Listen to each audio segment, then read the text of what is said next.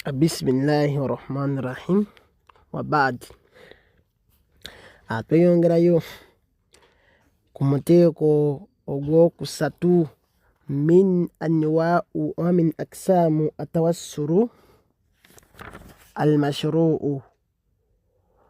Twalaba wano nti omuteeko guno eno ogwa tawassuru ogul mashruu oba ogukkirizibwa okubeera ng'osembera ne Allah olusembero olukkirizibwa, kwe twagamba nti mulimu kuteekolwamu emiteeko esatu. Omuteeko ogusooka twagulaba atawassuru ila llahi bi asmaihi wa sifaatihi. Twalaba okubeera ng'osembera eri Allah ng'okozesa amannya ge amalungi n'ebitendo bye. Kati tulaba n'omuteeko ogwokubiri nagwo twagulaba atawassuru ila llahi bil a'maali as-saaliha, kwe kubeera ng'omuntu asembera eri Allah ng'akozesa emirimu emirungi. Kati tugenda ku muteeko ogusembayo mu miteeko egikkirizibwa okubeera ng'omuntu asembera ne Allah ng'agikozesa. Omuteeko ogwokusatu wahiya atawassuru ila llahi bidu'aa'il muslimi as-saalihi, kwe kubeera ng'omuntu asembera eri Allah tabaraka wa ta'ala wabula ng'akozesa edduwa ey'omusiraamu omulongoofu. Ye muntu okubeera ng'asembera eri Allah n'edduwa y'omusiraamu omulongoofu. So atawassuru ila llahi bidu'aa'il muslimu as-saalihi, nga wetugenda okubeera nga tubiraba omuntu okubeera ng'asembera eri Allah wabula nga engeri gy'asembeddemu eri Allah kwe kubeera ng'akozesezza edduwa ey'omusiraamu omulongoofu. Ka ayyaka'a, agamba wano nti peji ya 12, gamba nti ka ayyaka'a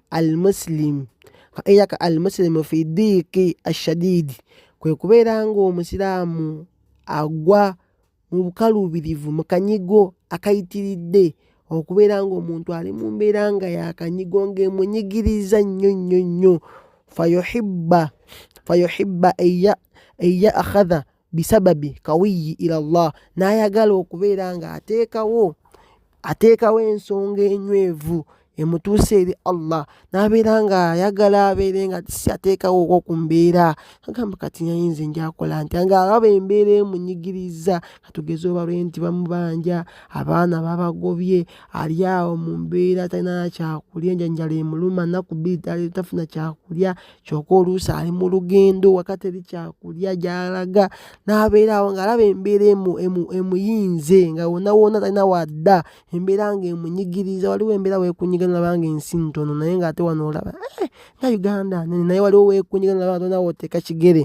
Kati agamba nti mbeera bwetyo nga embeera yakanyigo akayitiridde ennyo, n'ayagala okubeera ng'ateekawo okwo fayuhibba akhadha bisababi kawiyi, n'ayagala okubeera nga ateekawo embeera yonna oba ateekawo ensonga yonna ey'amaanyi ebeera ng'emutuusa eri Allah. Fayadhhaba ila muslimi yatawassamu fiihi salaahu wa taqwa, n'abeera nga atambula n'agenda eri omusiraamu oyo gwalabamu obulongoofu, gwalaba nga omusiraamu oyo nga namusifa ey'obutongoofu wa taqwa n'okutya Allah, n'alaba nti at least wadde nga nange nsaala nange ntyala wabula gundi ansingako, kangendeko ye Sheikh Ibrahim ansabireko. Kati n'obeera nga n'agendayo omusiraamu gwalabamu obulongoofu n'okutya Allah tabaraka wa ta'ala. Fayutlabu minhu an yad'u lahu rabbahu liyufarriju anhu kurbihi wa yazilu anhu hammihi, n'abeera ng'amusaba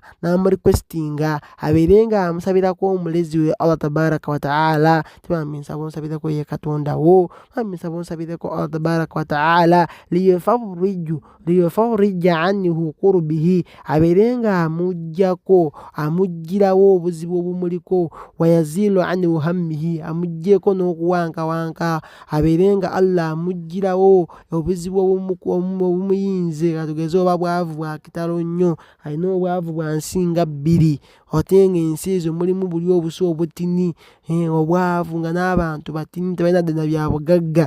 Waliwo okubeera nga olina obwavu bw'ensi ennene nga America biki, naye waliwo okubeera nga olina obwavu bwa nsi 2 ezisimbayo n'okubeera nga njavu. Kati ng'olina obwavu bwa Uganda Allahumma kati mbeera ng'ekuyinze we nolaba nga tolina wodda then wahammi hamu kwe kwera omuntu ali awo mu kuwankawanka talina alowooza talina kiddako ng'oli awo tolina kiddako. N'agamba nti ku nsonga eyo yadullu ala dhalika hadithi al-a'rabi at-tawiru alladhi dakhala al-masjidi والنبي صلى الله عليه وسلم يخطب على المنبر يوم الجمعة فسأل النبي صلى الله عليه وسلم أن يدعو الله لهم أن يغيثهم بالمطر بعد الجدب فرفع النبي صلى الله عليه وسلم يديه يدعو لهم فنزل المطر. أقام أنتي أيو يدل على ذلك حديث الأعرابي نتاو تولا وبجلز كنسونغيو obwa hadithi yono munamarungu atawiru hadithi eyo mpanvumu alladhi dakhala almasjidi omusajja oyo gwogerako munamarungu oyo arabi yayingira mu masjidi wannabii sallallahu alaihi wasallam yaktubu ala almimbari nabi waffe muhammadi ali mimbari ya khutuba asoma kutuba yaumul juma kunaku lw'ejjuma fasa'ala nabii sallallahu alaihi wasallam an yad'u Allahu lahum an yughithahum.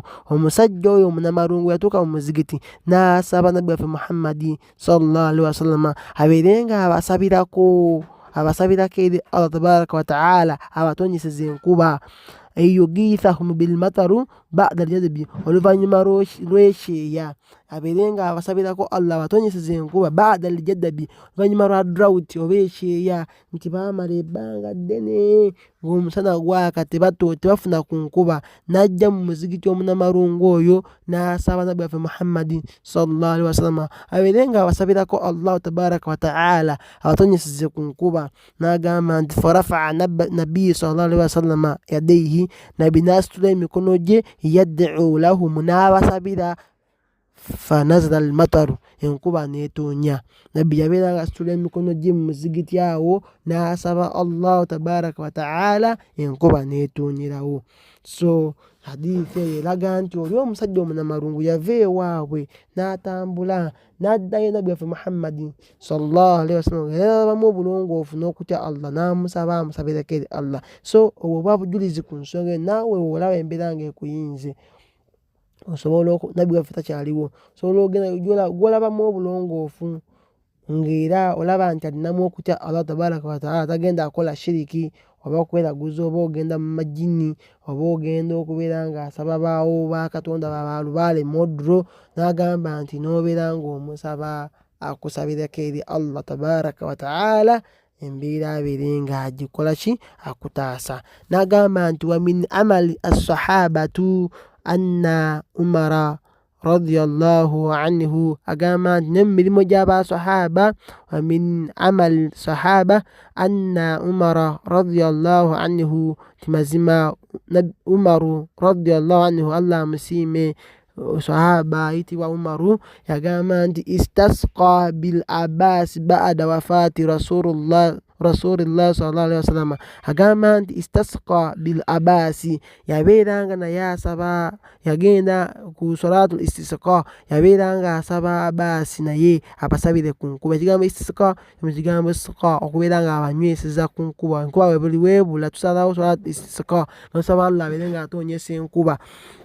Ngati ono yabeera ng'akola istisqa bil Abbas yagenda n'asaba Abbas abasabireko Allah atonyesa enkuba baada wafaati rasul sallallahu nabbi waffe ng'amaze okufa. Kiraga ki nti omuntu abasabira alina kubeera nga muntu mulamu si muntu mufu, si kugenda ku malaalo si kugenda ku ntaana z'abantu ng'abantu bwe bakola bagenda mu limbo n'anonyayo omuntu galaba nti mukkiriza n'agenda abamu bagenda wali ewa seeka waffe Nuhu Mbogo e Kawempe n'abateekawo ne basaba ebintu nga basaba nga bayisa mu mufu. Ebintu ebyo tebiikirizibwa mu busiraamu, eyo shiriki kubeera nga gw'ogenda ku ntaana n'osinza. Abasuufi bakola nnyo ebintu ebyo, abantu abasinga obungi abasuufi batera okukola ebintu ebyo, bagenda ne basaba ne basinza entaana naye tekikkirizibwa mu busiraamu okubeera nga gw'osinza oba okusaba ng'oyisa mu muntu omufu. Olina kubeera nga ogenda ya muntu mulamu nga nze ayogera wano saawa zino ngamba oti Sheikh Bambi nsaba onsabireko, nange ne ngamba nti oli mudduwa zange saba Allah akumalire nze mba maze okusabira. So n'agamba wano eno nti wano nti wala budda an yakuna mutawassaru biduaihi muslima. Ekisookera ddala wano kiri masiti ayina okubeera nga gw'osembera naye eri Allah akusabira edduwa, ayina okubeera nga musilima, nga musiraamu, si bano abagenda yeba mpozi jjajja gundi mpozi ani jjajja Nzereena akusabire, mpozi ebizibu biganye n'ogenda ewa pasita Bujingo, n'ogenda ewa pasita gundi mbw akusabireko, ebyo tebikkirizibwa. Wabula alina okubeera nga akusabira n'edduwa ye, alina kubeera nga musiraamu, salihan nga mulongoofu, hayyan nga mulamu bulungi si mufu, qadiran ala duai ng'ate alina obusobozi okubeera ng'asaba, ng'asobola okusaba, si kugenda ku muntu tasobola na kusaba tamanyi ntandikayo okusaba, ntandika ntya okusaba, tamanyi na kufuna wuzu so mbu ogenzeyo mbu akusabire. So olina okubeera nga ogendayo omuntu nga musiraamu, kye kisookerako ddala. Ekyokubiri alina okubeera nga mulongoofu, omulabamuuko ebitendo by'obulongoofu n'okutya Allah tabaraka wa taala.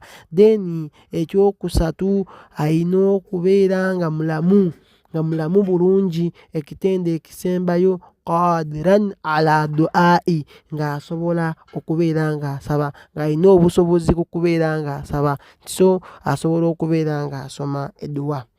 So tujja kuba nga tukoma awo, tusigazeeyo omuteeko ogusembayo ogwa tawassulu oguli nti atawassulu mamnuu, okusembera eri Allah okwaziyizibwa okuli haramu.